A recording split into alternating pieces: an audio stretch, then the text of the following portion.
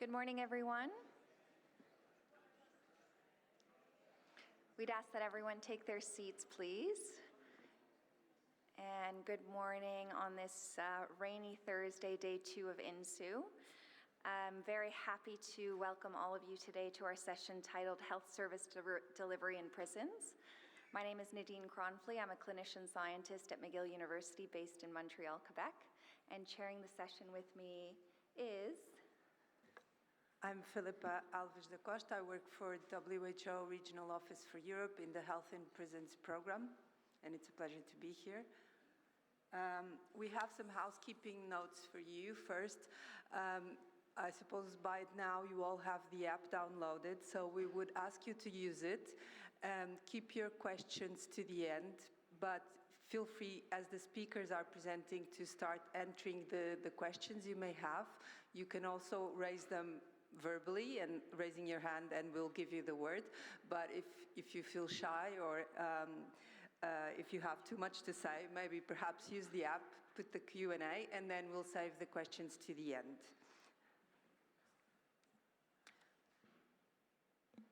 So it gives me great pleasure to introduce our first speaker, Dr. Rick Altice, a colleague and friend of mine. Professor Altice is a global health researcher whose research focuses on interventions and implementation science at the interface between infectious diseases and substance use disorders. His research includes addressing implementation gaps in criminal justice settings, especially transition to the community, including research in over 30 countries. Thank you so much for the kind invitation, and I'm really happy to be here this morning. I'm going to really walk through some of the strategies for one, either adopting or scaling up evidence-based prevention or treatment programs for bloodborne viruses, harm reduction, and treatment for opioid use disorder. And so just to put this in perspective, with the global, we have multiple overlapping epidemics. We have epidemics of incarceration with a global rate of over 150 people per 100,000 in our criminal justice systems or in closed settings, with America leading, the North American leading the globe in this regard, but with highly variable amounts worldwide. And if you take a look at a recent UNAIDS report, the global HIV prevalence is 4.4%, but that ranges quite broadly from anywhere from 0.2% to 20% among people who are deprived of liberty. Oftentimes about 6-fold higher than in the community, higher among women than in men, and then in a global systematic review and meta-analysis, the global Hep C prevalence in prisons is about 18%, highest in Australia and Europe, but really quite high across the globe. This is a heuristic for thinking about why we have such high concentrations of people with bloodborne viruses and substance use disorders, and it's because we have laws that actually select for individuals within the community who have poor health conditions, high levels of HIV, Hep C, mental illness, this syndemic of factors that travel together. It results in concentration of these diseases within our criminal justice settings, and because there can be ongoing transmission, there's amplification of disease. And in the absence of evidence-based practices for prevention and treatment, there is deterioration of health. And then as individuals leave to go back to the community, their risk behaviors are several-fold higher, which results in dissemination in the community. And then there is a 3-fold increased risk of death after release to the community, and it's 12-fold higher in the first 12 weeks, really making the transition from the criminal justice system to the communities highly dangerous and unsafe for individual and for public health. Now, I want to sort of maybe broaden this a little bit. I know that this is primarily for closed settings, but I want to think very broadly about how we think about how systems change. And this is a heuristic for service delivery with justice-involved persons. I should probably use the word justice very lightly here. It's a lack of justice, as I would put it. And so we have people in the community. This transition can be a little bit more complex depending on where you are, but people will go to police lockup, pretrial detention, sometimes known as jails, in closed settings such as prisons. And then there are within transfers within prisons. These transfers can be somewhat dangerous for individuals as well. And as places are beginning to try to decarcerate, there are community supervision programs which are also potential what I call touch points for where we can actually screen evaluate, and treat for this myriad of syndemic conditions. And I will say that these transitions are dangerous. And then if somebody wants to take a look at some of the recent implementation around doing this kind of work in community settings, there's a paper that just came out this week. Now, the toolkit is much larger than the ones that I'm going to start out with, but we do have a toolkit of things that we know that work. They work in the communities and they work in prisons. And so I would just sort of say, first of all, if we could come up with better strategies to decarcerate or to decriminalize drugs, we would actually be 1 or 2 or 3 steps ahead of the curve. But until we get there, we are where we are. And so we have evidence-based treatments and prevention for HIV. We have treatment as prevention for hepatitis C with direct-acting antivirals. We have drug consumption facilities which are just beginning, so the adoption phase is coming up fairly soon. We have a legacy of syringe services programs much better in the community than in our criminal justice system, and opioid agonist therapies, which are highly effective. So we do have a myriad of things that are available for us. The issues are that we have to, 1, get better adoption, we have to scale them up within these settings, and we also have to make sure that we continue these strategies after release to the community. And I'm going to walk you through some implementation strategies that might get us where we want. My first statement should be that in 2023, these diseases are not difficult to treat. I will speak out and let you know that I'm a physician. You don't need me to do all of this. This is not required. These diseases and the medications are simple, they're effective, they do not have a lot of adverse side effects, so it can be done. And in fact, in many places in the world, there's a lot of task shifting. But we can also simplify the process by having more simplified and rapid screening. Our evaluation and our diagnostic codes can be done, and they don't need a physician to do that. They need someone to review that, and then we need to really get the treatment into individuals as soon as possible, and then in some cases they need some additional monitoring. And we can bundle for these syndemic conditions, and this is an example of a study that we did during COVID with people at syringe services programs. None of these individuals were ever seen in person. Everything was done with telehealth. It was a single visit and monitoring. So we can actually transition and do things much more effectively and quicker by learning from some of the disruptions that we have from COVID. Now, what is our report card with regard to opioid agonist therapies, one of the most effective HIV prevention strategies in prisons? We have had not a lot of movement. We have 2 more countries in the last couple of years, but we're at 59 countries around the globe, most of them being in Western Europe, although we do have a smattering from around. And this is just if they even have a single program. And for many of these countries, these are pilot programs with just a handful of people. In some places like Armenia, there's 50 people who are on opioid agonist therapy for the entire country. So it counts as 1 if there's even 1 patient on treatment. And then with regard to syringe services programs in prisons, there are only 9, and there has been no movement in the last 7 years with regard to increasing this. So we really have to come up with ways to make the adoption of these practices and the scale up better in a number of settings. Now the truth is that for over a decade, we've known exactly what to do.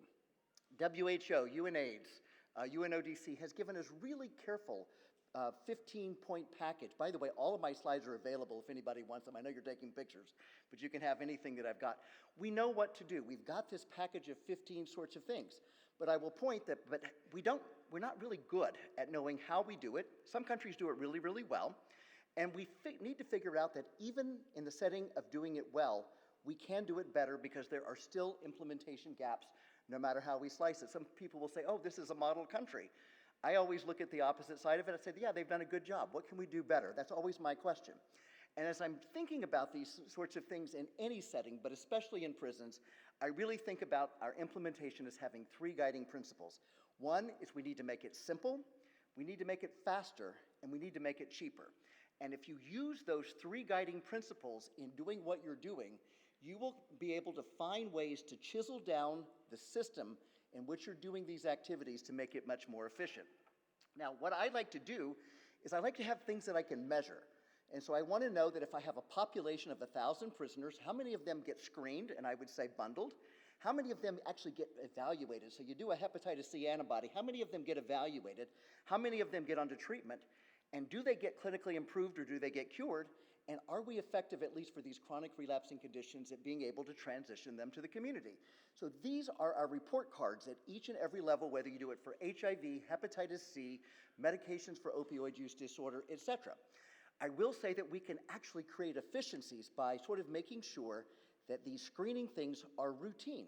From the time they come in, these are diagnosable and treatable conditions that can be treated, and we can bundle them by putting together a bundle of screening things that can be done by nursing staff or medical assistants right from the point of entry.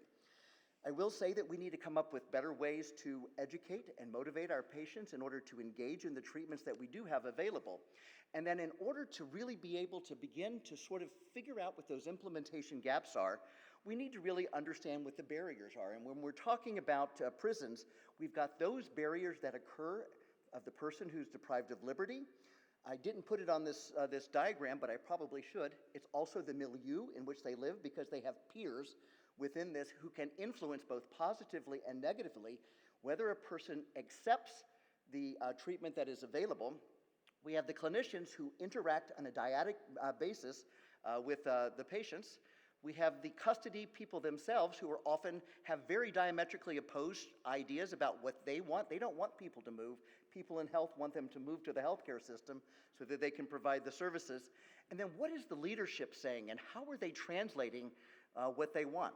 In other words, is there a disconnect between what's happening on the ground and what's happening with leadership within the custodial system? And then what are the structural barriers, the laws and the rules that regulate some of these sorts of things? Now, there's no magic to what I'm going to present. There's lots of different ways to do this, but I'm going to give you a bit of a heuristic around process improvement with the notion that we can always do better. And I start out with 5 principles. One of them is I want to understand what it looks like for the customer, and I also want to know what it looks like from the clinician, because this is the first dyad of how it works. So what does it look like for a person to enroll in a methadone program, or to enroll in a syringe services program, or to get HIV HIV treatment? The other sort of thing that I want to think about is what are the key problems? So once you've identified the problems, figure out what the lowest hanging fruit are and really chip away at those barriers, those problems, one by one, little by little, until you actually have some process improvement. You really need to have a powerful change leader, somebody who's at the highest level who says, I want to scale up from 50 to 100 patients on methadone. It's really important to set expectations. I want this, to support people through the process and to reward them when they succeed. It's also good we have some excellent programs around the world and get ideas from outside the organization. And then rather than making it such an ordeal, protocol is the death of implementation. Protocols should be living documents that are changeable and that evolve and that get better as things change. Some of the protocols in some countries for hepatitis C still involve liver biopsy. Why are we doing these sorts of things? The field has moved on. So when you're doing this, come up with a name. I want to go from 50 to 60 patients. It can be a small change who are getting treatment for HIV or medication for opioid use disorder. Have a series of change projects that are going to get you to where you need to be. And then there's a couple of principles around this that I think are really important. Those principles involve really sort of understanding that you need to use the existing resources, task shift, use telemedicine, these other sorts of things. Measure whatever the change is objectively and sustain the gains and get rid of the changes that you made that didn't work. Also, the people that are involved, you need an executive sponsor who says this is important, and you need a change leader. The change leader should be someone who's not a boat anchor, someone who's not going to stop the process in a change team. And then there's a bundle of implementation tools that can help you do what you need to do cheaper, faster, and better. So one of the studies that we did in Ukraine as we're first introducing methadone into the prisons is we tried to take a look at the socio-ecological model of barriers, and we came up with a couple of ideas. We did some, we knew that the initial pilot project was done in 2019.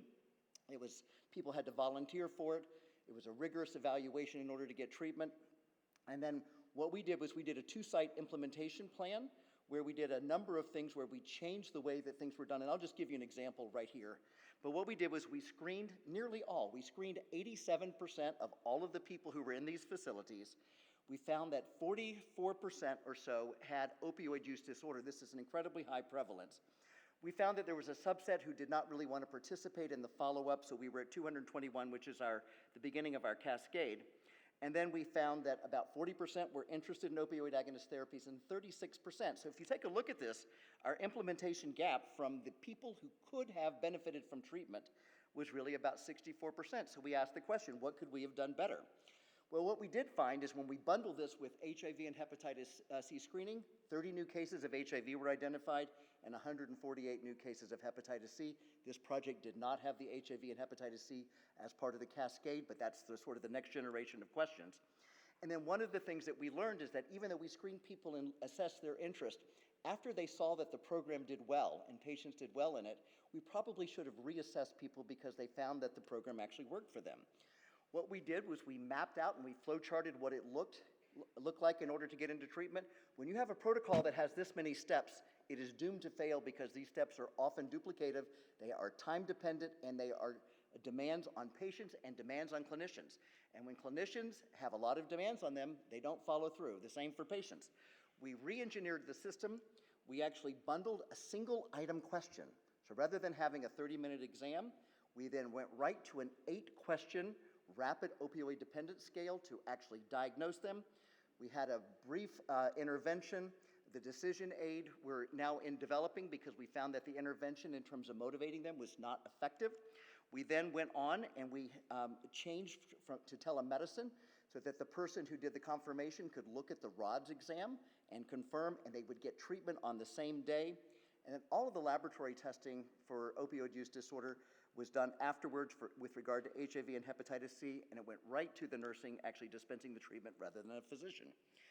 In nearby Moldova, in a place that has had methadone since 2005, we were looking at the setting of doing a very similar screening program.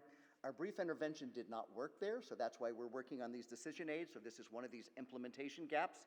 But we were able to get 34% of the patients onto treatment. And what this study did was it actually did some work on optimizing dose so that most of the patients were on over 80 milligrams. And our retention rate was almost 100%.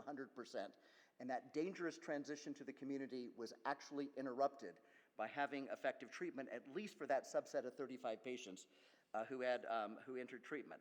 Still gives us room for improvement with regard to the work that we're doing. Some of the things that we're doing is we're now developing decision aids. Within Moldova, there is a prison hierarchy system called UPSHOC, which actually interferes with the way that methadone is treated, and then reassessing people after they're released because they will not start therapy within the prison, but they will start within the first month of treatment. Just to show you that the dose of methadone actually matters, this is a study from Malaysia that will be, that's under revision right now, really indicating that not only do you need to have methadone, but it needs to be a quality treatment, getting patients onto a reasonable dose in order to link them to care. And in a group of patients with HIV and opioid use disorder, getting methadone significantly increased a better outcome for HIV and opioid use disorder with decreased death among the patients who had methadone and increased linkage to HIV care in order to achieve HIV treatment as prevention. So my key takeaways before I get ejected out of the room is that I think that we really need to move towards universal screening, and it should be bundled for syndemic conditions, followed by rapid evaluation and engagement, treatment, and continuity post-release. We know that these comorbid conditions are common, and we should not be just treating them as isolated diseases. We need better treatment. If you get patients to not break the law after release, by being on methadone, you will actually reduce recidivism to prison. And I think that as we're doing our work, we need to come up with our protocol if that's the way we want to do it. It needs to be a living document, and we need to have process improvement to make it work better. And then I think that when we can simplify things by using telemedicine or Project ECHO, which is sort of an evidence-based learning condition, we don't need specialists. We don't need narcologists or addiction treatment specialists. We don't need infectious disease specialists. I'm double boarded in both of those. You don't need me anymore. You need me to give you some guidance. So I'll leave you with that, and I know that I've spoken at 1,000 words per minute, but thank you so much.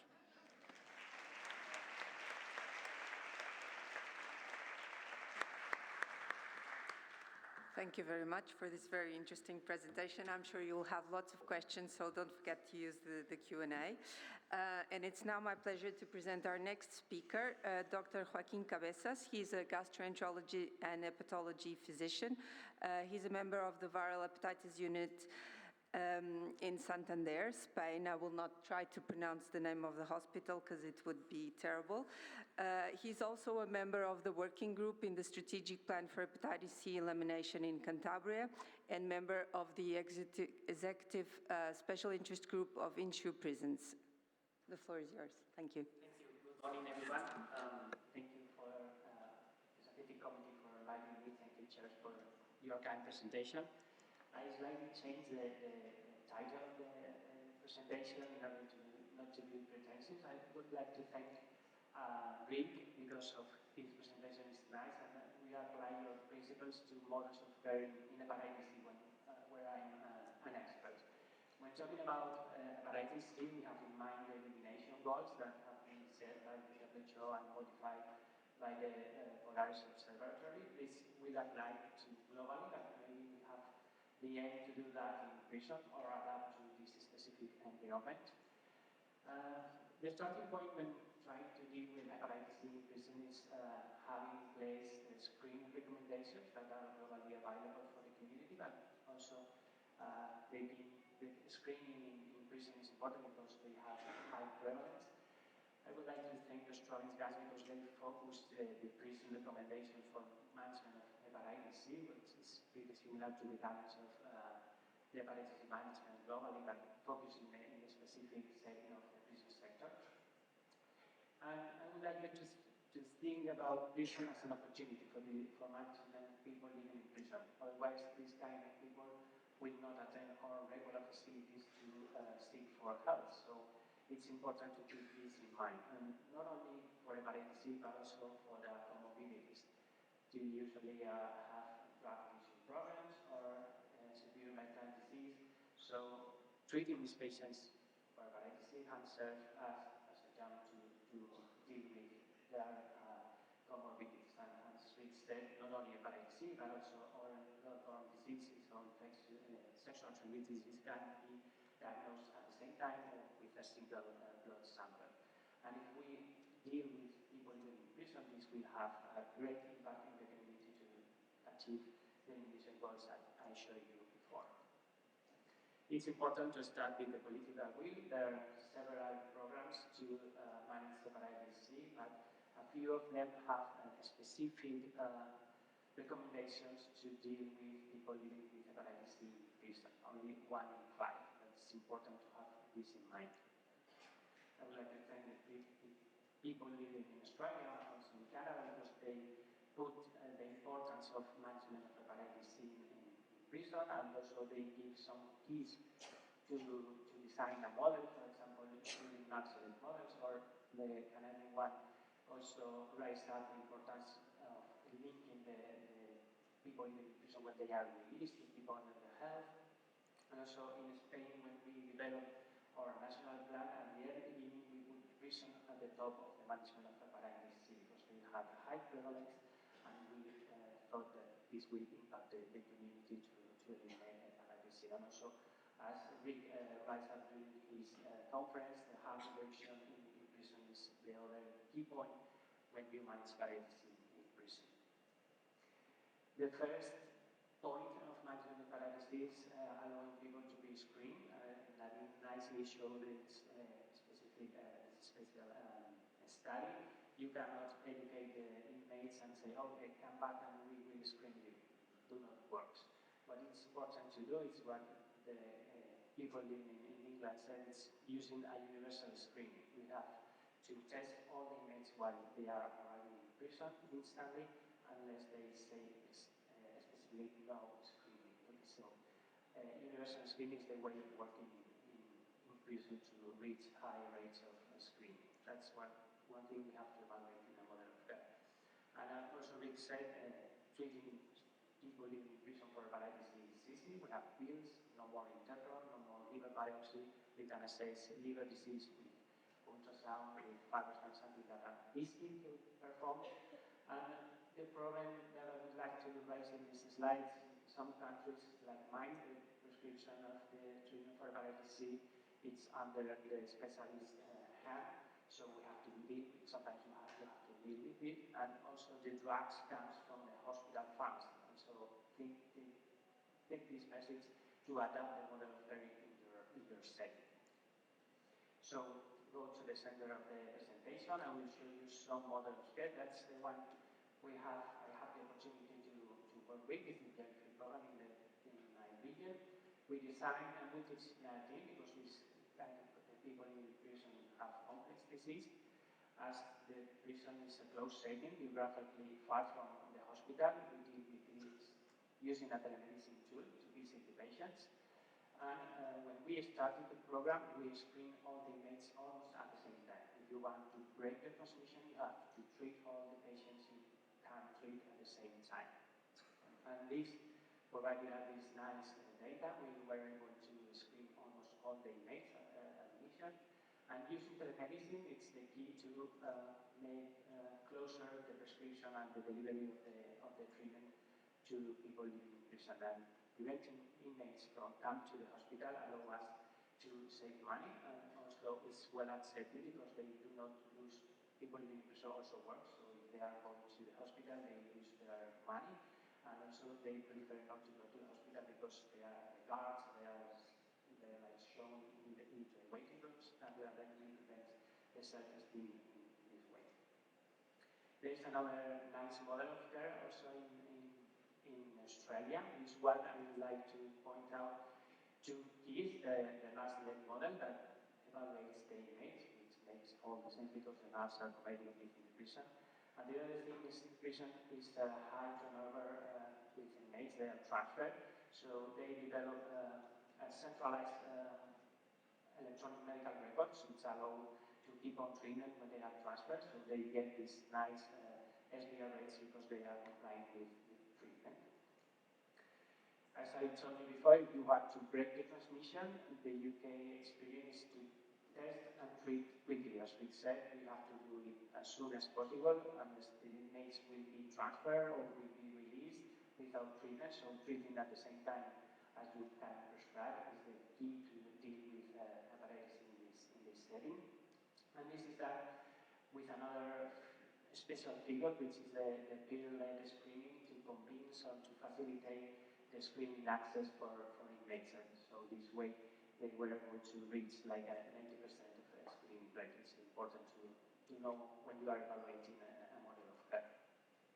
Finally, this other model of care of my colleague and friend Yumi also simplifies the evaluation of hepatitis C management in prison. They simplify the model in a very simple way, screening with a point of care with an RNA test, then evaluating the same day the liver disease, and treatment at the same day. That's what they call one-stop shop. That's what we usually do in the community where it's easier, and in the prison setting also work with this amazing. This slide summarizes the people living in prison in Spain. The red lines are devoted to the Jauffret program, and then we move to another specific population within the correctional setting at those serving non-custodial sentences. The sentences belong to 2 years in Spain, so they are not needed to be admitted in prison. So they take in what we call the socialization center. They are taken to serve their sentence, and there we have also a medical staff. So we designed a similar model to the Jauffret with a multidisciplinary team, but we changed the screening model. We use here rapid tests with oral pick in a finger stick, and also for those testing positive for antibodies, we perform a gene spare test for RNA. And instantly, the nurse there, which is also the figure we use here, and a navigator, which in our program was a psychologist, to evaluate also in a holistic way to evaluate severe disease or addiction or whatever this kind of inmate needs, to put them in specific programs.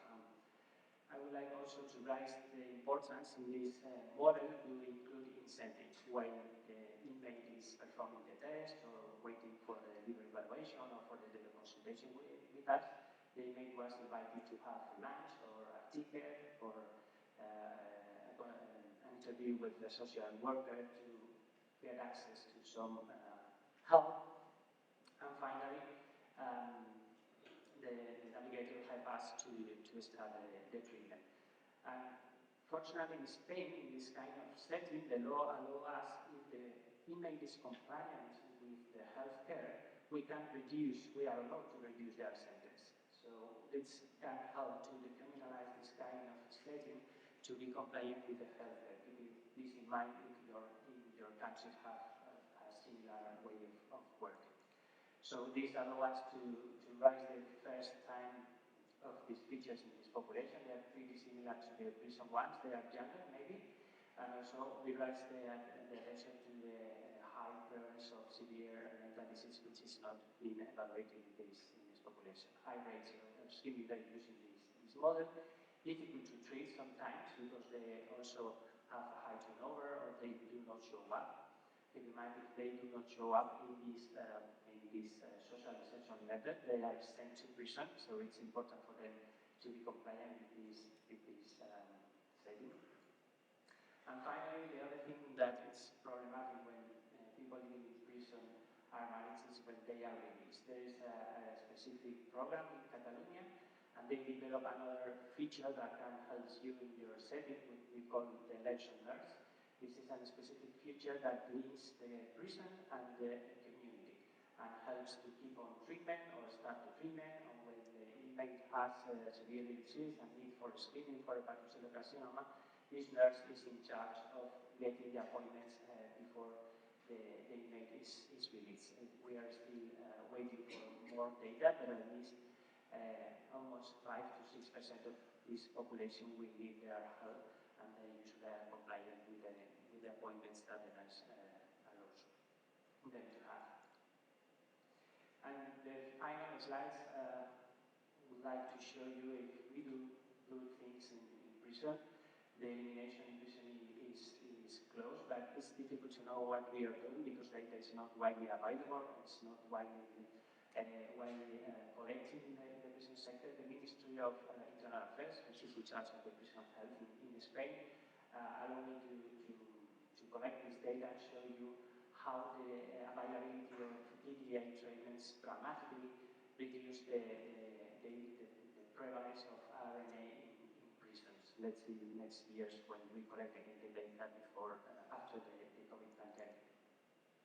It's not everything done. That's about treating and acquisition and managing hepatitis C. But as Rick said, the next point is jumping the barriers, and keep in mind this is a global picture in prison, and we like to focus in the bottom part. Prevention is also the key. We have to prevent reinfections or infections in prison, and this is possible if you include harm reducing programs in prison, which is not widely available, as we showed you. It's very important to have opioid substitution therapy or needle exchange programs. Also, as I showed you before, with the election nurse, it's important to help the inmates with the transition to the community to keep on treatment or to join the OST where they need to prevent reinfection. What it's being now, numbers in Spain are low, but when we face an infection in prison, usually it's a reinfection when they are readmitted in prison. We do not have numbers, but the feeling that shows me that linking the inmates when they are released is a big gap. So finally, these are my conclusions. Management of hepatitis C in prison is possible, as I showed you with this nice model. It should be a priority if you want to eliminate hepatitis C in the community also. These are examples, so adapt the key features I showed you in these different models to your environment. Improve the programs with a good linkage to care continuum when the inmate is released, whether you need maybe a nurse or something that can join both works, the community and the prison, because sometimes the budget comes from different ministries. That's the main target we face. And this way of working will allow us to demonstrate the elimination in prison as a reality. So thank you very much for your attention.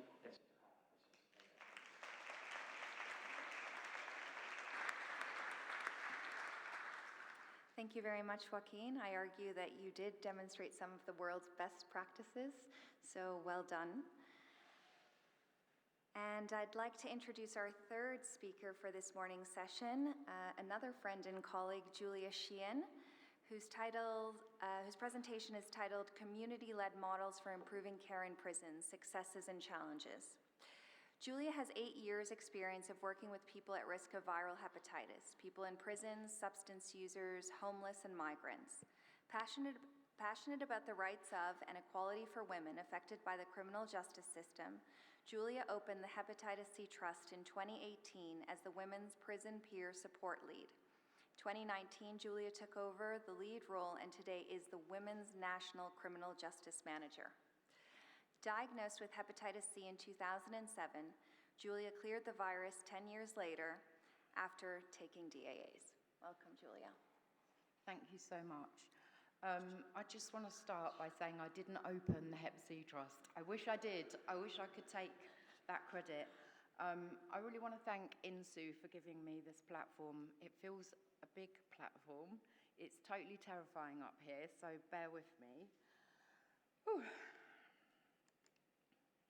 So I want to give a bit of background on the Hepatitis C Trust. We were established in the year 2000 and we are a peer-led and peer-run organisation which provides information, support and advocacy services for people affected by hepatitis C. I have to breathe, sorry. Over 95% of our staff have lived experience of hepatitis C, substance misuse and or criminal justice experience. Our community peer-led model was developed in 2010 and it worked so well that we thought we'd try and roll it out into the prisons. And we did that nationally in 2018. We have 160 paid staff and over 300 volunteers working across local communities and the National Prison Estate. We have 130 staff delivering peer services. And over the last 4 years, we have tested 97,000 people and supported over 15,000 through treatment. Incredible numbers.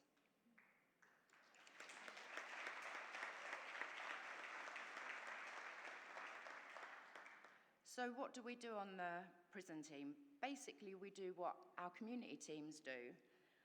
So we have 31 paid staff and 186 volunteers. Our volunteers are either on a prison salary are given accredited training level 2 in advice and guidance. So partnership working, we couldn't do it without close partnership working. We work with the prison staff, healthcare staff, substance misuse staff, and mental health services. So some of the activities that we do are delivering staff training to every staff member in the prison gets offered that. We make sure the prisons have plenty of promotional materials, booklets, information leaflets. We have little cards now that people can pop into their pockets so that if they're like, I don't know, it's much more confidential. We run support clinics, and we also support clinics that the local clinicians run from the local hospitals. We deliver education, we deliver HAT awareness training, so it's hepatitis C awareness training that includes hepatitis B and HIV. We also deliver peer-to-peer workshops where someone will share their lived experience. This raises awareness of hepatitis C, transmission routes, and comes under the harm minimisation umbrella. Joaquin spoke a little bit about our high-intensity test and treats. This is where we will work really closely with His Majesty's Prison Service, healthcare providers, the local hospitals that will treat the patients, and substance misuse services, and we will go in as a big team and offer testing to the entire population. This can happen between 2 days to a week, and we fast track everyone onto treatment. We also deliver wing-based outreach.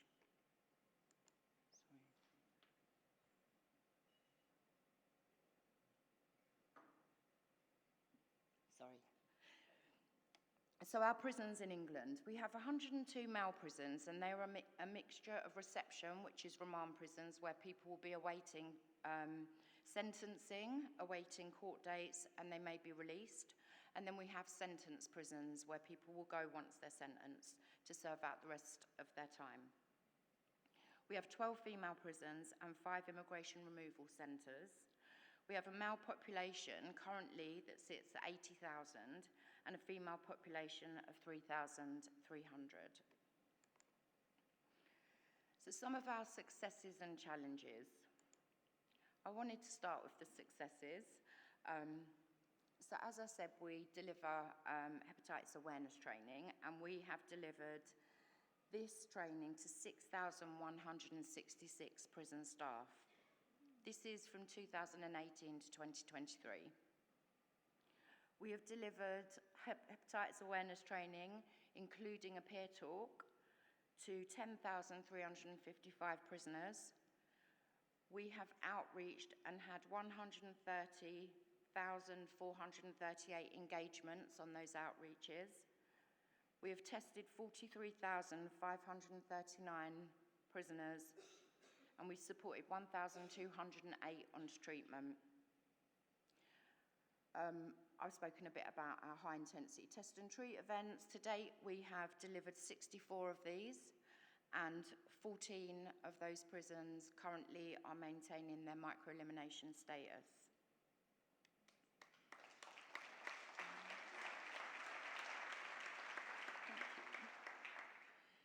So some of the key magic ingredients for us are we have national funding from the Department of Health, and this is really important. We have buy-in from the criminal justice system. We have lots of trained staff, as I've already said. We've trained lots of staff on the ground in our prisons, so they're really aware of the work that we do. We have peers, our paid members of staff, with lived experience of both substance misuse, hepatitis C, and prison, going back in, very unique, and holding keys. And that's really important, because it's really tricky if we don't have that key access, because we can support people who may not get unlocked, and we can go and pick them up and bring them to their clinic appointments. Even though we don't hold keys to the actual cells, we're able to get onto the wings and get an officer to do that.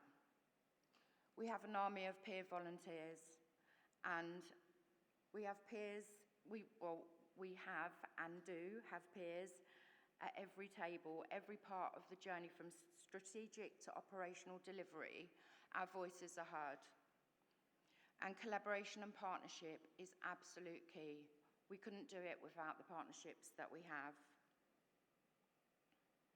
There's some pictures of some of our high-intensity test and treats, just so that you can get an idea of the collaborative work that we do. And these pictures have everyone from prison healthcare to lived experience peers and to governors and to officers, all as one big team.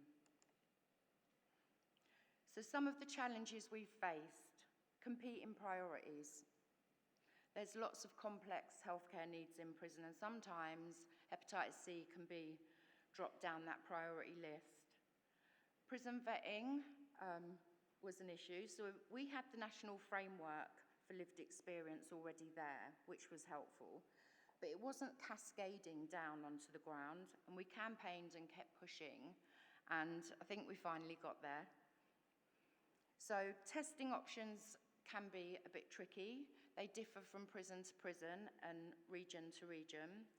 So we can really support change. So if maybe DBST testing is happening in a remand reception prison, we can kind of push for them to go to point of care so that people don't get released before their results come back from a lab. Staff shortages will always be an issue, I'm sure. There's quite a high turnover of staff in prisons. Prison regime has been slow to come back after COVID.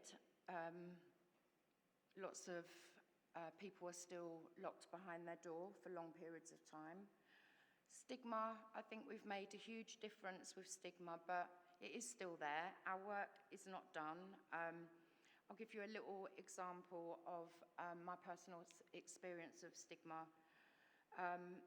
When I first started my role in 2018, in one of the female prisons I work in, we held a World Hepatitis Day event, and we had T-shirts, and they had Hep C written on them, and nobody would take a T-shirt.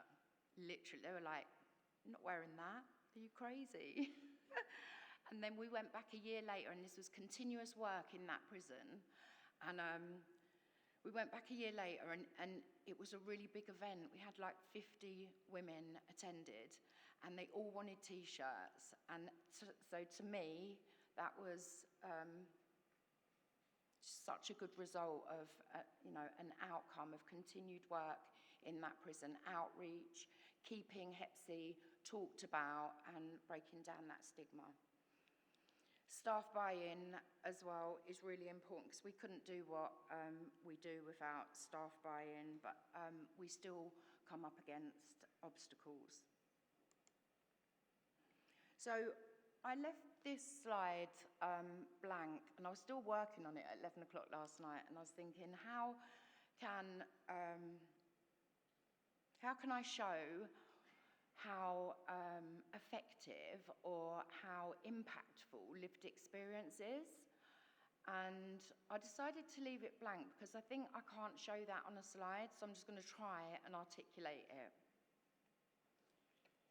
So I do have lived experience. I have lived experience of hepatitis C, past experience hepatitis C, substance misuse, and prison. But this is not about me. This is about the patient and people in prison that I work with. So just a little snapshot. What is lived experience? So lived experience is a person who's been there. And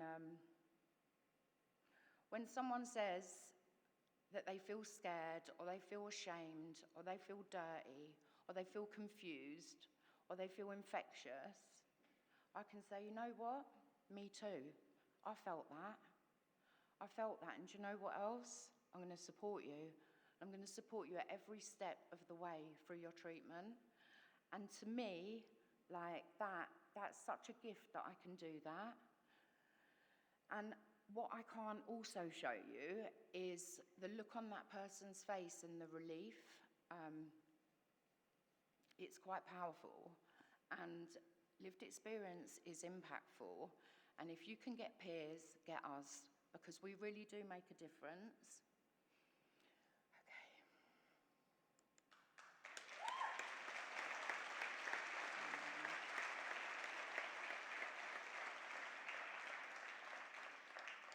So, some take-home messages. We really have to have prison healthcare services that are funded by the Department of Health, and we also have to have the buy-in from justice services. Importantly, the governors of the prisons. Without them on board, we can't do anything in their prisons. Continuity of care from prison to community is so important, and we do have a Follow Me programme now, so we will get the patient's consent to support them through the gate and out into the community, so that we don't lose people and we get people to the end of their treatment and to their SVRs. We have to maximise the opportunity to address health needs while in prison. And now is the time to focus on people serving sentences in the community. And above all, and these, there's no order to these. There's not one more priority than the other. That's why I've always had to have peers at the top, right? But I wanted to end on peers because the impact that peers can have on all the above is like, it's immeasurable. So, thank you.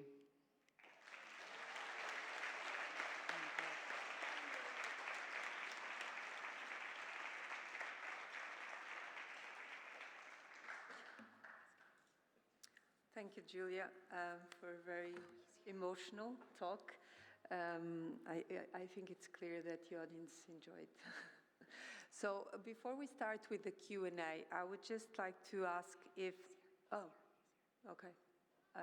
good to have you joining. Thank you. So let's start with the Q&A. We have some questions already in the app, but does anyone in the room have a question? Yes, please. We will get the microphone to you. Can you just briefly introduce yourself, very briefly, okay? I have one here. Okay.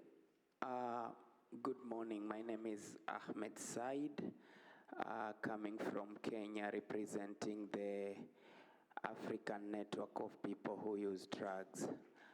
And I must say that I appreciate all the presenters, especially issue to do with prison. One, because I've stayed in prison, specifically in the lower middle income country. The environment is not very conducive. I remember the first day they came speaking about HIV in prison, I feared even going for testing, the way the message was being prevailed. However, that's not the case.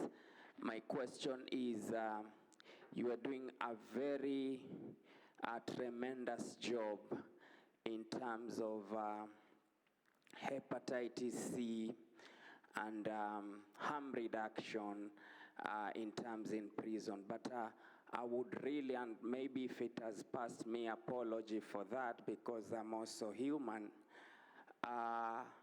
I'm looking at it in terms of, I don't see really in terms intersectionality aspect coming out of your presentation.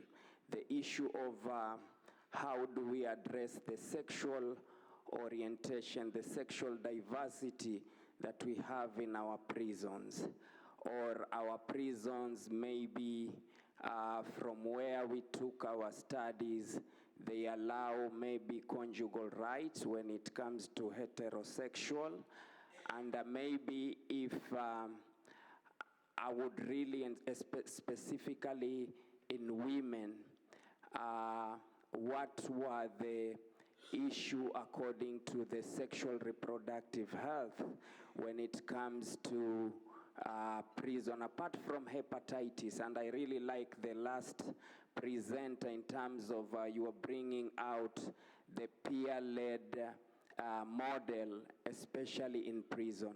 And I also like to ask you, maybe, have we empowered people who have lived in prison, and today we can say we have people that they came out of prison and today they are doing a tremendous work, reaching their own peers within the prison. Do we have an alternative to constitute a network of people coming out? Can I just ask you to be brief in your question, otherwise we don't have time for everyone to answer. Actually. Thank you. Thank you. So I don't know if any of the speakers wants to comment on this issue. Perhaps Julia, has he addressed you in the last bit?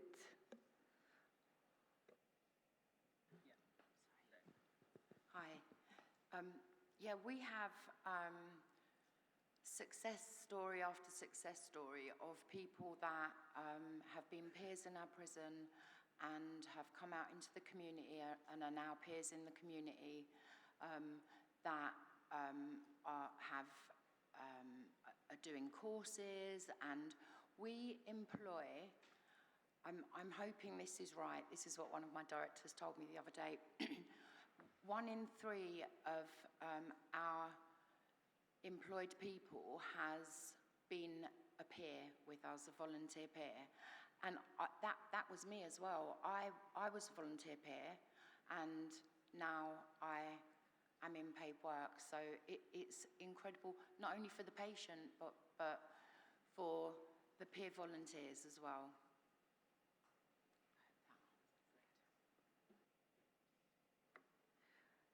So we're now going to take a question from the audience via the Q&A. This one is for Rick. How do you deal with providers and leadership that don't want to implement harm reduction strategies in correctional settings? That's a really important question, because if you look at the socio-ecological model, the people who are at the outer context, the people who are sort of driving that from the outside, they are going to be the people who will be setting the expectations.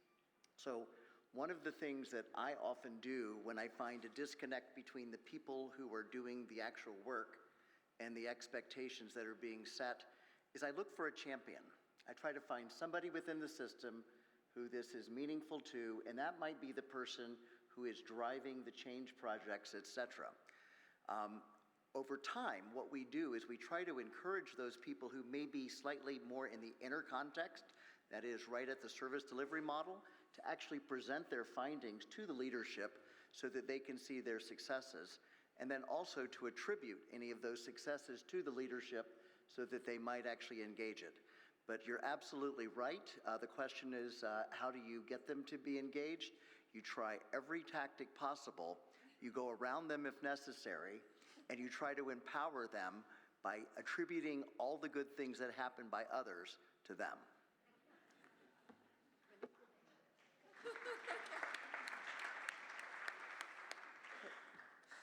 So now we have two questions for Joaquin. So the first is, considering that the responsibility for prisons in Spain lies in the Ministry of Internal Affairs, how did you succeed in obtaining a reduction in sentence as a reward for adherent behavior? And the next question would be, if you think we can skip the post-treatment HCV RNA testing for evaluation of treatment efficacy to make the models of care simpler in the custodial setting. Thank you for the couple of questions. Regarding the first one, it's within our regimen of law that we can put this as an incentive. It's not an invention or something that we included in our project. It was already working as the telemedicine. We use the public network. It was already working. It's under the principles of implementation science. See what you have in place and move to your environment to take place and make it feasible and exportable to other settings. And regarding the second question, I agree. There are some recommendations as the treatment is quite effective. Evaluating the SBR could be not mandatory in these difficult-to-reach populations. The other thing is just to test quicker instead of SBR12, which is the regular test to realize that you are cured, move to SBR4. That's what the Australian recommendation in prison could recommend in these patients that are quite moving. So that would be the solution. It's important to test for SBR rate in this setting, as they are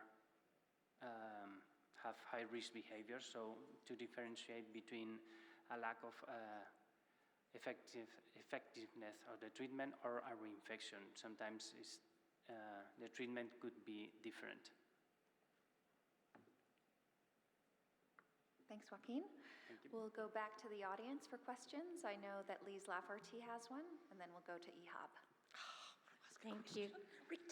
Julia, can you talk about building that relationship with corrections and creating that buy-in and support from them, and them allowing access for people with lived experience of incarceration to come into prison as peer workers?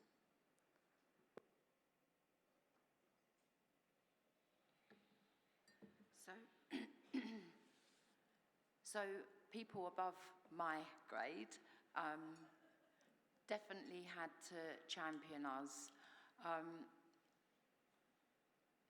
It wasn't easy. I'm not going to say it was easy, but we didn't give up. And it was really important to have meetings, and I think really try and have face-to-face meetings with governors, the governors of that particular prison.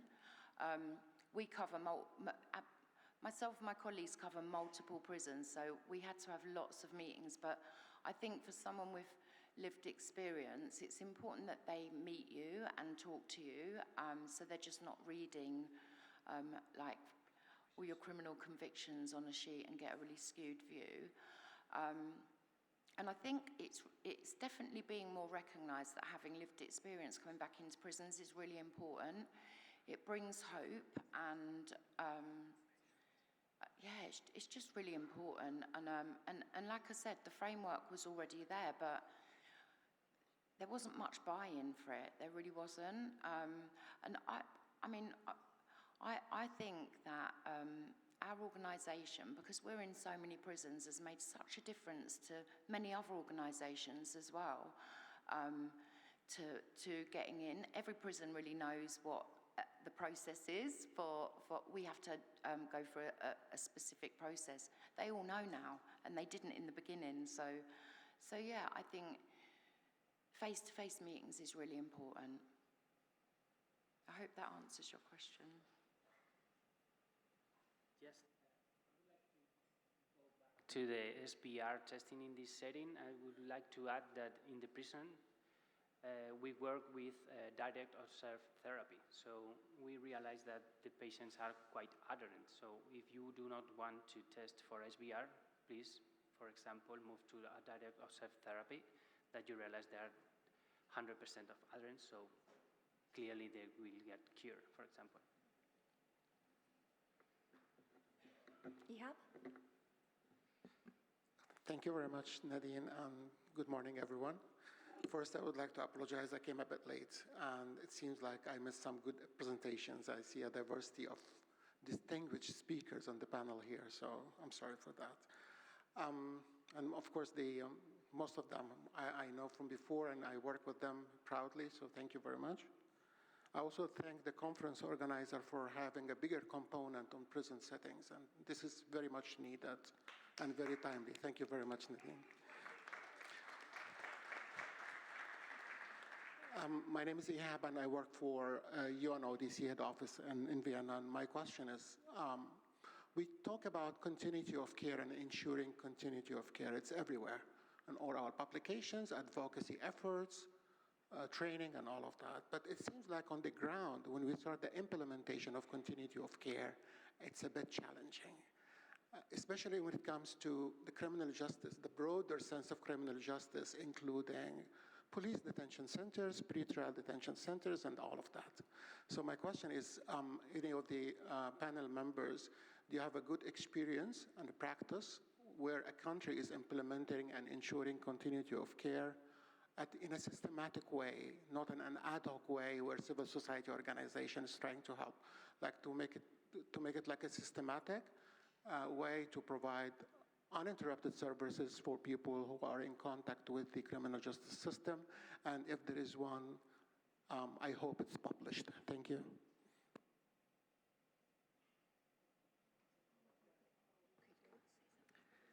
I'll say something very briefly. Ihab, thank you for the question. You're absolutely right. Every single document on the planet says that we need to ensure that. It's the implementation that is really the challenge. And what I would say is that we need to have active implementation. The guidelines are fine. We need to have active implementation, and people need to be trained on how to do that implementation so that there's process changes over time, looking at the data and trying to come up. I presented some data. I'll send you the slides and the papers with some active implementation around that transitional program. But certainly, I think in the absence of any part from the time of entry to the time of transition within the prison system, from pretrial detention, et cetera, any of those things require implementation strategies, because that's where people fall off the treatment cascades. From my point of view, the main challenge are as the budgetary constraints from the public health sector and also the prison sector, they are not joined. So funding the people or the resources is difficult. And the other thing is that the health electronic health records are different from the prison to the hospital ones. So when you want to share things are not easy. So we have, as the recommendations maybe are clear, we have to push separate ministries to put the funding to develop this kind of department.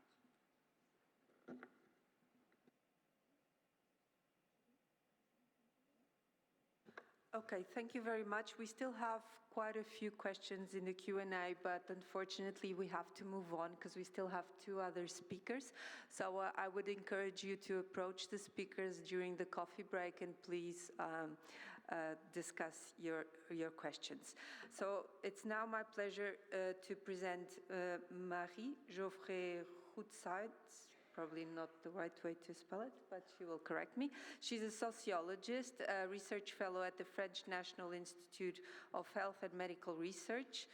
She coordinates an international comparative research program of harm reduction policy based on community-based research, and she published a recent research on the impact of criminalization of drug use on access to health. And today she's going to be talking to us about criminalization of drug use. Thank you.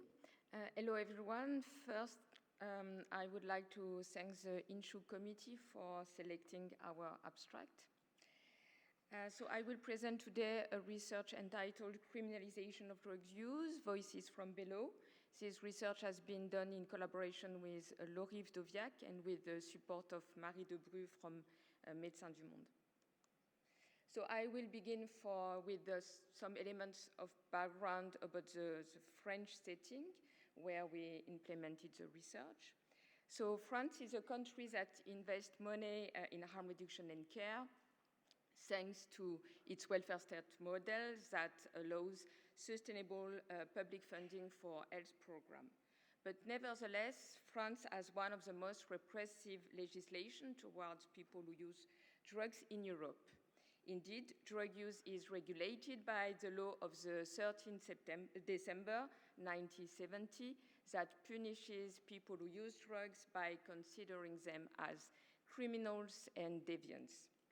In practice, the French model of drug policy is dominated by a prohibitive regime.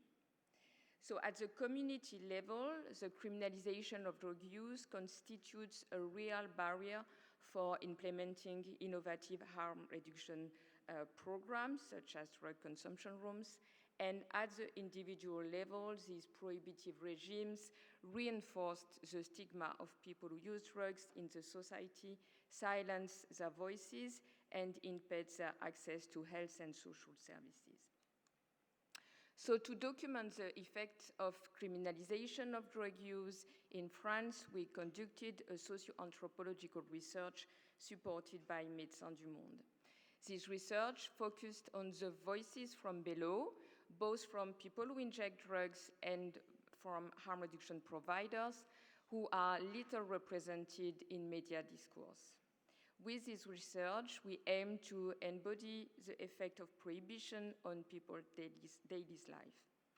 So the research has been conducted in 3 French large cities, in Paris, Marseille, and Lille.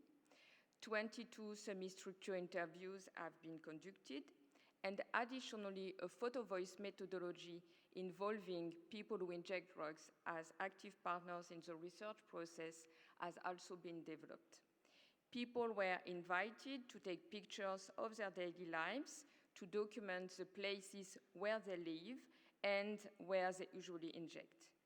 After that, focus groups have been organized to choose the pictures and to comment on them by putting the words of people to the images. So pictures that have been selected by the group, so during the focus group process, symbolize that people who inject drugs, who live in the street, are always chased away and displaced by the police or by residents. They have to rapidly quit the places where they are reduced to inject. And they have to leave their injecting equipment behind. This process, framed by criminalization, contributes to the feeling of insecurity among local residents, as it is highlighted by this participant. He said, during the focus group, when people talk about nuisance linked to the presence of people who inject drugs, the more repression there is, the more police control there are, the more people will try to consume as quickly as possible, as close as possible to where he or she removes his or her equipment right in the middle of the street, and they need to leave the equipment behind. So these pictures and this narrative show that repression itself creates public disorder.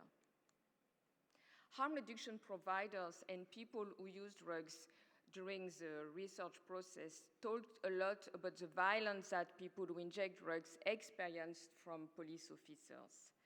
Participants refer to a culture of repression and to the stigma associated to addiction as possible explanations. Both are framed by a prohibitive regime. So this harm reduction provider says that it's the ease for the police, we all say that, of exercising violence with all the rhetoric that dehumanizes the person, plus the fear arises by illnesses, drugs addiction, which means that police officers will behave more violently with people who inject drugs than with other people effectively. Moreover, there are nicknames used by the police for drug addicts. It's the junkies, that kind of thing, where there is really a contempt, a rejection that is clearly displayed for this community. All the narrative of exclusion, like all the other narratives of stigmatization, will justify this violence and police action. During the Photo Voice project, a person talked about his fears of being arrested by the police when he's forced to inject in the street.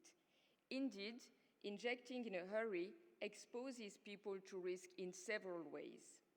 By looking at this picture, a participant shared his fear of being exposed to HIV and HCV by syringes discarded in public spaces. He said, "It's true that it's not always pleasant to shoot up with everyone and to live with the fear of being arrested by the police. Often we went there, so at this place, because there was no bathroom open. And I was often not alone, but it was dangerous. I even pricked myself once on someone's needle. I was lucky I didn't get a disease." Another participant also shared another fear of not being able to inject properly. He said, "It's always a bit stressful. People are on their toes. Sometimes they have to move fast. When you are going to inject your drug, which is a rather sensitive technique, which normally requires a particular protocol, if you do it in the street, the protocol is not always applied in order to go quickly. This inevitably creates trouble." During our fieldwork, we also collected a lot of narratives highlighting that more and more pharmacists refuse to deliver sterile syringes to people who inject drugs, as well as more and more medical doctors refuse to prescribe OAT in France because of imaginaries of precariousness and violence linked to injection practices. It is mentioned below by this harm reduction provider. She said, "I was very surprised that syringes were no longer being dispensed in pharmacies in my city, a large city in France. In my opinion, there is a refusal that comes from the figure of the drug injector today, and that scares the pharmacist. It's the junkie with the dog who scares people, who drives away customers, and people even say they scare people because they think they have violent behavior. There is also this new generation of pharmacists and medical doctors. Indeed, another explanation for this refusal to deliver harm reduction was that the younger generations of health professionals in France have not experienced the HIV crisis and the trauma of people disseminated by this epidemic that have affected also health professionals in the 80s and in the 90s. Apart from this context of health crisis, it appears that the dimension of criminalization of drug use may be then considered by these professionals are more important than the public health dimension. Finally, harm reduction providers also highlighted the paradox of the French harm reduction model, which mainly focus on biomedical tools and techniques of prevention without considering that harm reduction is a holistic policy that is more embedded in care, human rights, and social justice values. So one of the participants said, criminalization keeps people away from the care system and therefore increases the risk. Today, in France, we have the arguments to show that it's nice to give syringes to people who inject drugs, to set up drug consumption rooms, to explain how to use drugs in a healthy way. But the truth is, I used to say a bit provocatively that we are going in France to have the cleanest people who inject drugs in the world. But these people will remain delinquents under the law. They will have to demonstrate their sense of responsibility and civic mindedness by bringing back their syringes to harm reduction programs and not to leave them lying around. We ask them, to people who inject drugs, to do things like that, to be good citizens, not to make noise in area of drug consumption rooms, not to leave stuff lying around, but at the same time, they are still considered as delinquents, and that affects everything. It obviously affects their health, it affects their status as citizens. So to conclude, our research illustrates how the lives of people who inject drugs are made vulnerable by prohibitive regimes. All semi-structured interviews and pictures from Photo Voice reveal how a risk environment framed by prohibition reinforces the stigmatization of people who inject drugs, increases their exposure to HIV and HCV risk, and limits their access to care, to health, and to social services. Listening to these voices from below completely changes the current public narrative that exists in France, which often portrays people who inject drugs as a cause of risk and disorders. These narratives and pictures about people who inject drugs lives point out the necessity to envision alternatives to prohibition. They are supported by scientific literature that shows that decriminalization of drug use policies have a positive impact on the health of people who inject drugs, decrease stigma, and allow more sustainable resources allocated to social, health, and care services embedded in harm reduction. Thank you for your attention.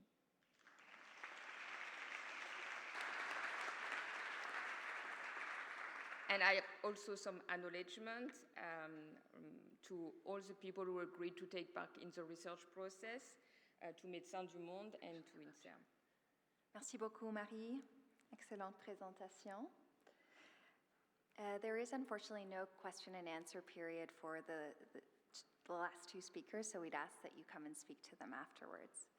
And last but certainly not least is Dr. Andrew Seaman, whose presentation is titled Peer-Facilitated Telemedicine Hepatitis C Treatment for Rural People Who Use Drugs, Results from a Randomized Control Trial.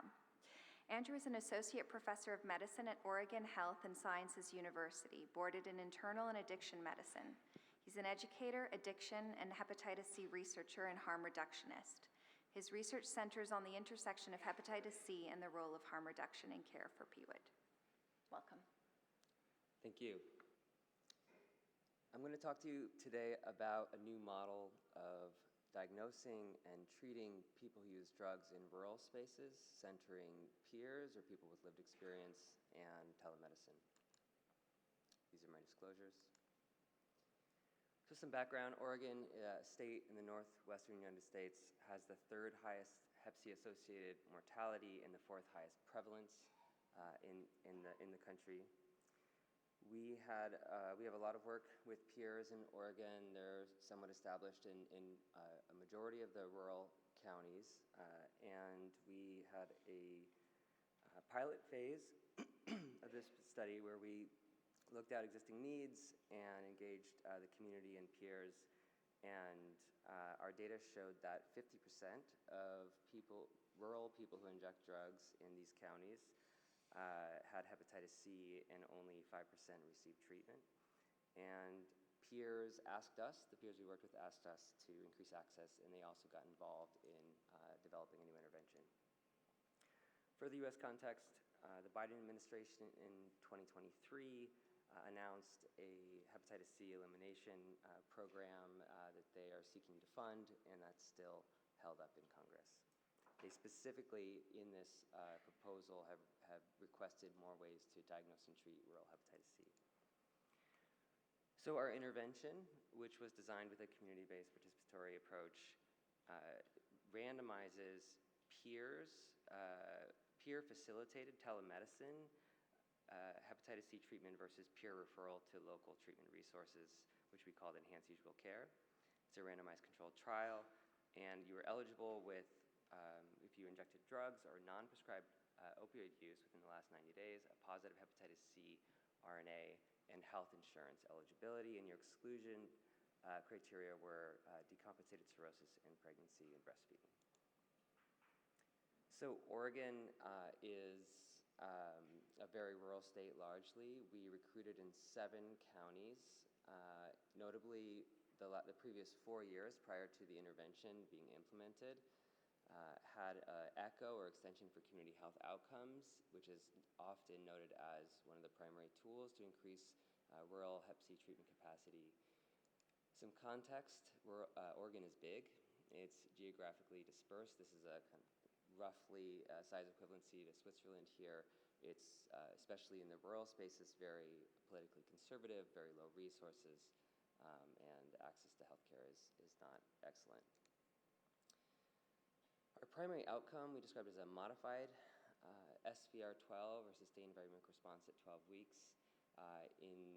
In that we measured HCV RNA 12 weeks after the end of treatment among those who initiated treatment. We also measured SVR12 in all randomized to either intervention.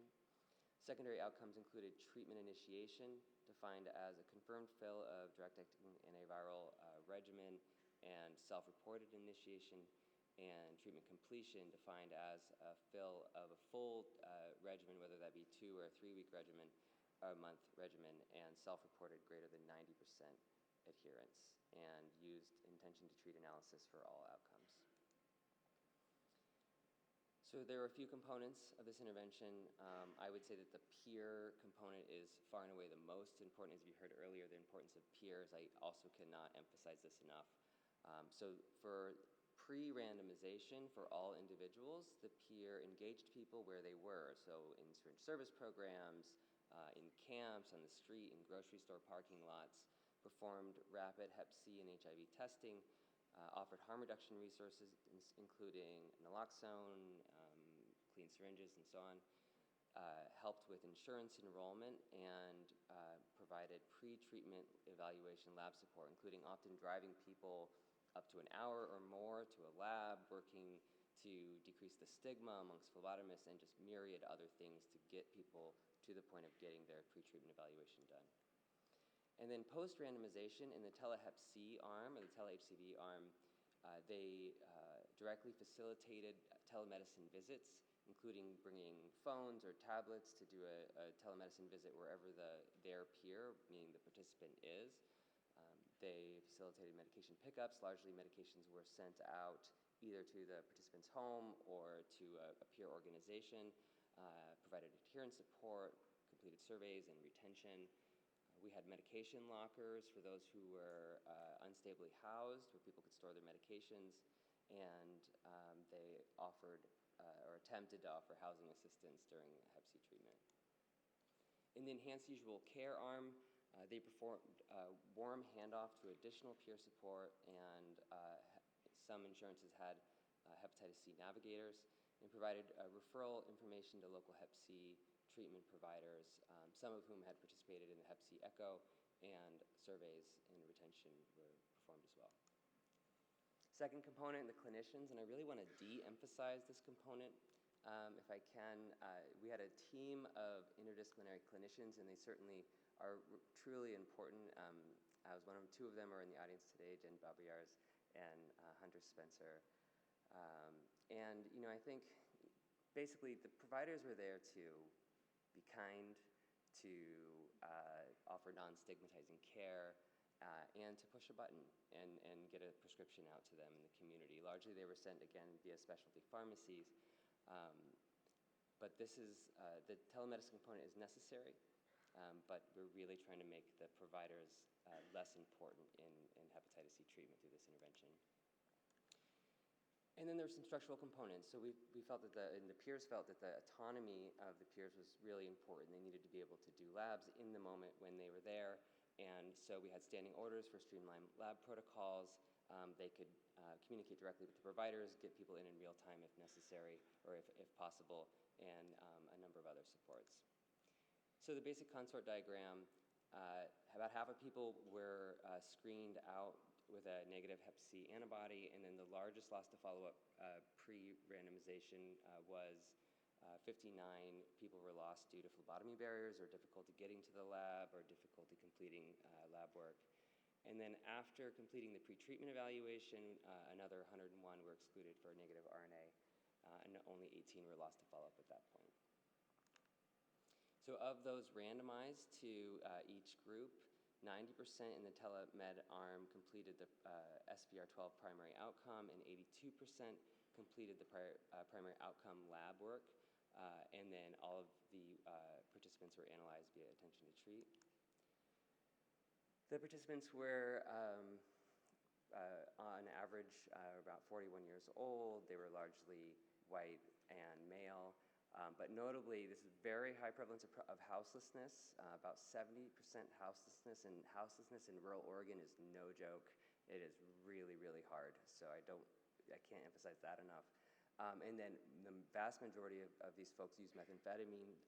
Many of them were injection methamphetamine use, as well as fentanyl and heroin, which we combined because people didn't really know what they were using, but it was largely fentanyl.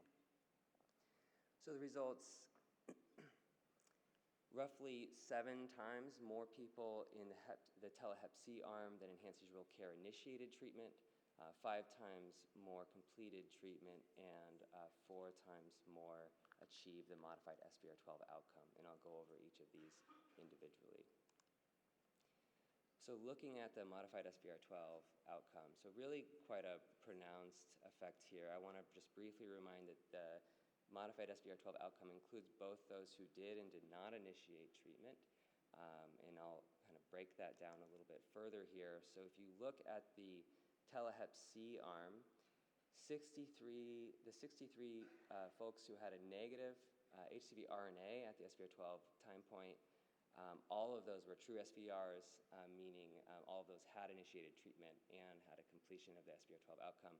Whereas in the enhanced usual care group, given the low numbers of initiations, 10 of those had initiated treatment and had a negative SVR12, whereas 6 of them had not initiated treatment, had a negative SVR12, and were presumed to be spontaneous clearance. And then in the red, you see the 22 of the 85 who initiated in the tele-Hep C arm had a positive RNA, and so we would consider them either treatment failure or reinfection, versus 3 in the enhanced usual care group. And I'm going to go over the per protocol analysis a little bit more, but that's the breakdown. We also did a sensitivity analysis looking at different ways of addressing those who had missing SVR12 outcomes, and there were no effect on outcomes. So looking at our secondary outcomes briefly, once again, 85% initiated in the tele-Hep C arm compared to 13%. I think this really shows the impact of peers being in the community and being able to offer treatment immediately and get people directly into care. That outcome really speaks for itself. From a treatment completion perspective, this number looks quite low, and just a reminder, the definition was they had filled both in most folks, or 3 months of medications, and had also reported over 90% adherence. The majority of folks who did not meet this definition did have some or relatively significant medication adherence in the 2nd month or 3rd month of treatment. So it just shows again that we really don't need a perfect adherence to clear hepatitis C for most people. That 1st month is really the most important for many. Looking at a per protocol analysis, so this is among those who were initiated on treatment, the treatment completion and SVR12 rates were not statistically significantly different. This was very surprising to us. Thinking about 13 making it through to treatment in the enhanced behavioral care group, compared to 85, we really anticipated that that group was going to be substantially more able to navigate health systems, more able to to do what needed to be done to get cured, and we didn't see that. We didn't see any difference in the actual completion in SVR12 outcomes, and I really think this is all about the peers. The peers being there, walking with them every day, helping them. What happens if you lose your meds? What happens if you go to jail? Like the peers are really the center of this intervention. So, in discussion, despite prior efforts to build local Hep C treatment capacity, this intervention led to substantially more treatment initiations and cures. So I think ECHO and education and other efforts to build local treatment capacity is important, and we should do this, and we should most importantly work on the stigma that we see, at least in the United States, in rural areas, and we need other options. I want to emphasize how exceptionally marginalized this population is. It is so difficult to be houseless in rural America, and especially in conservative rural America. People are constantly being toe-tapped, and camps are constantly being cleared. There are so many barriers to life, not to mention Hep C treatment. And I think this likely explains the lower than average SVR12 in both arms. I also would note that that many of these SVR12 values come after the SVR12 time point, sometimes 3 months, sometimes 6 months. And so I think the opportunities for reinfection are also probably higher in this population. Despite the 6.7 times higher rate of initiation, the fact that the peer Hep C intervention was not lower in both treatment completion and SVR12 outcomes, again, I think really, really speaks to what the peers were able to do with long-term relationship building, being there, helping people with cell phones, helping people with transportation. So really, peer is the center of the peer telehep C intervention. Peer-led support during telehep C treatment likely is the key to adherence, retention, high SVR12 lab completion rate, and they are the key here.